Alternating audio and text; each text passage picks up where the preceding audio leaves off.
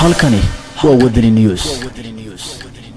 qarax xoogan oo inta badan laga maqlay degmooyinka gobolka Banaadir ayaa goordhow waxa uu ka dhacay degmada Cabdicasiis gaar ahaan xeebta Liido.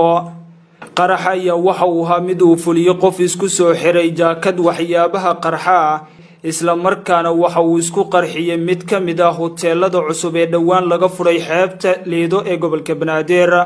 wararka qaar ayaa waxay sheegayaan in qaraxa kadib koox hubeysan ay gudaha u galeen mid ka mid ah hoteelada xeebta Liido oo ay ku sugnaayeen dad badan oo shacab ah iyo sidoo kale taliyaha ciidanka booliska Soomaaliyeed sareeyo gaas Cabdi Xasan Maxamed Xijaar waxaana halkaas laga maqlayaa dhawaqa rasaas xoogan oo ay isku adeegsanayaan labada dhinac.